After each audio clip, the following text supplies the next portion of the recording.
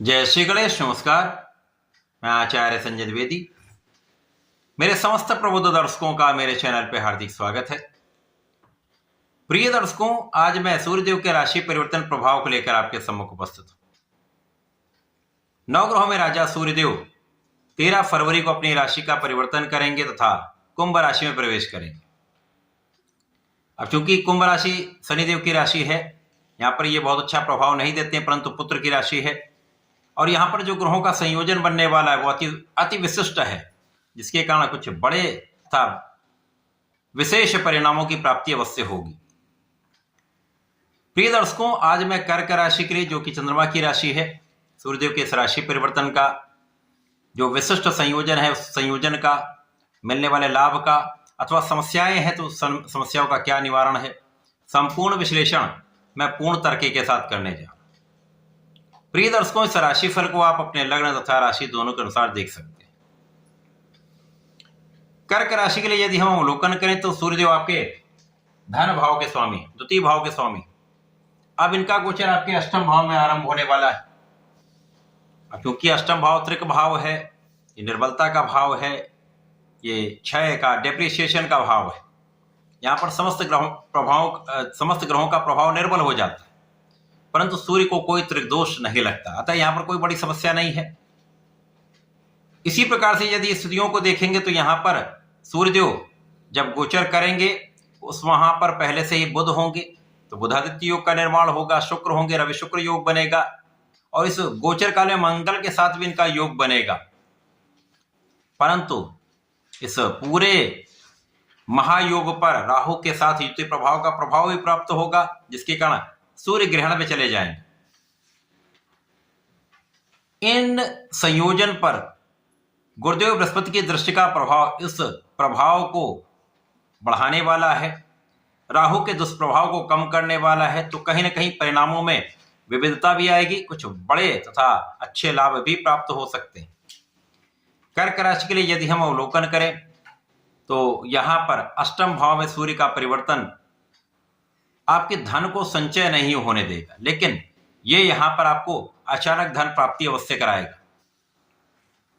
सूर्य का प्रारंभिक समय जो 10-12 दिन है, कहीं कोई बड़ी समस्या नहीं होने पाएगी, क्योंकि यहां पर ये ग्रहण में नहीं होंगे, बुधादित्य योग का प्रभाव प्राप्त होगा, तो कुछ विशिष्ट तथा बड़े लाभ आपको प्राप्त हो सकते हैं। अचानक ही धन में वृद्धि हो सकती है, पैतृक संपत्ति से आपको लाभ मिल सकता है, पिता के कारण कुछ धन प्राप्ति हो सकती है, पिता से कुछ विशेष लाभ मिल सकता है, परिवार के सहयोग से लाभ का योग दिख रहा है।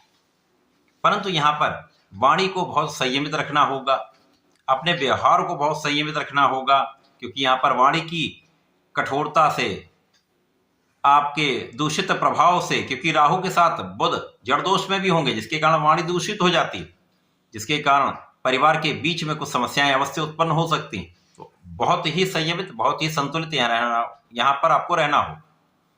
बिना विचारे बोलेंगे तो पछताना पड़ सकता है, तो यहाँ पर बहुत आपको ध्यान रखने की आवश्यकता होगी। इस समय में आपका विशेष ज्ञान प्रबल होगा, कुछ ऐसा ज्ञान जो आप लेना चाहते हैं, स्पेसिफिक क्वालिफिकेशन का भाव आपका प्रबल हो रहा है। यदि आपने अपने मन को भटकने से बचाया, अपने ज्ञान के भाव में अपने को लगा दिया, तो यहां पर आपको अच्छा लाभ मिलेगा।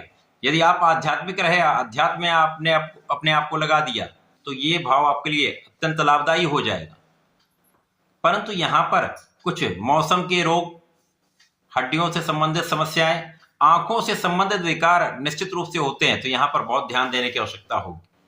जो लोग खाने पीने में अनियमितता करते हैं उनको बहुत सावधान रहना होगा, पेट से संबंधित समस्याएं होंगी, अथवा जो लोग एडिक्शन में हैं, व्यसन में हैं, उनको इसको त्याग देना चाहिए, क्योंकि यहां पर कहीं ना कहीं कठिनाई होगी। इस समय में गुरु का प्रभाव है, तो आपके नेतृत्व की क्षमता तो अच्छी है, आपका ज्ञान भी बहुत अच्छा है, आप बुद्धि भी बहुत अच्छी है, आप सोच विचार कर काम कर लेंगे तो बहुत समस्याओं से बचे रहेंगे। क्योंकि इस समय में जब ग्रहण लगेगा तो सारे के सारे ग्रह यहां पर पीड़ित होंगे। उस समय में आपको समझ में नहीं आएगा मुझे क्या करना चाहिए, क्या नहीं करना चाहिए, तो यहां विचार शून्य हो जाता है व्यक्ति। और कर्क राशि चंद्रमा की राशि है, चंद्रमा का नित्य परिवर्तन होता है, जिसके कारण यहाँ समस्या अधिक होगी। तो इस समय में आपको विचार शून्य होने से बचना है। आपको विमर्श करते रहना है, ज्ञान प्राप्ति करते रहना है, गुरु का सहयोग लेना है, पिता का सहयोग लेना है। उनके आशीर्वाद के बिना आपका काम कहीं ना कहीं अधूरा रह सकता है। अतः यहाँ पर ज्ञानवर्धन करते रहें, सहयोग लेते रहें।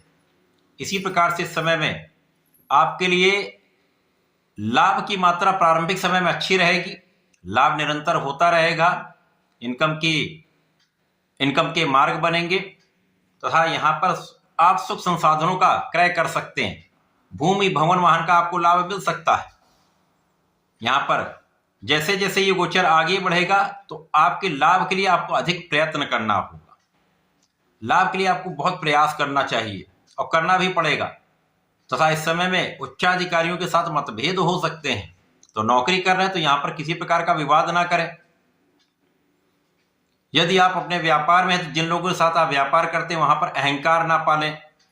इसी प्रकार से यदि आप अपने प्रोफेशन में हैं तो प्रोफेशन में आपको अवसर मिलेगा, लेकिन बीच में ये अवसर भी बाधित होगा। तो यहां पर आपको बहुत धैर्य रखना होगा। माता के स्वास्थ्य में समस्या आएगी, पिता का स्वास्थ्य दूषित होगा और यहाँ पर आपके स्वास्थ्य में भी समस्या होगी। तो यहाँ आपको बहुत सजग भी रहना है, सावधान भी रहना है। अपना तथा अपने माता पिता का भी ध्यान आपको रखना पड़ेगा।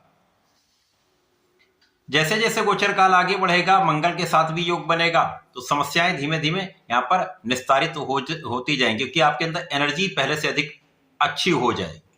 अब सूर्य का बल बढ़ जाएगा। साथ ही साथ बुद्धि का यदि आप सही उपयोग कर लेते हैं, ज्ञान का सही उपयोग कर लेते हैं और सही दिशा में आप प्रयत्न करने लगते हैं, क्योंकि यहाँ पर दिग्भ्रमित हो जाता है व्यक्ति, राहु दिग्भ्रमित कर देते हैं और इस दिग्भ्रम के कारण आप सही निर्णय नहीं कर पाते। और यदि सही निर्णय नहीं होगा तो हानि की संभावना होती है। तो धन हानि भी होती, कार्यक्षेत्र में समस्या आती है, व्यापार में समस्या आती है। लेकिन यदि आप यहां पर ध्यान पूर्वक काम करेंगे, कोई भी कार्य करने से पहले अच्छे से उस पर एनालिसिस कर लेंगे, एक अच्छा प्लान बना लेंगे, योजना के साथ काम करेंगे तो त्रुटि की संभावना कम से कम होगी और आप असफल होने से बचेंगे, क्योंकि यहाँ असफलताएं मिलने से तनाव बढ़ता है, फ्रस्ट्रेशन आता है। तो सूर्य का परिवर्तन आपके अष्टम भाव में कुछ आत्मबल को जब ये ग्रहण लगे तो आत्मबल भी आपका कुछ उतार चढ़ाव वाला होगा। कभी कम अच्छा, कभी बिल्कुल डाउन हो जाएगा, जिसके कारण समस्याएं होंगी। और इस समय में आपको अपने आप को संभालना होगा। आत्मबल को प्रबल रखने के लिए सूर्यदेव की उपासना करनी चाहिए। नित्य आदित्य हृदय स्रोतम का पाठ करें अथवा सुन लें। सूर्यदेव को नित्य जल दें।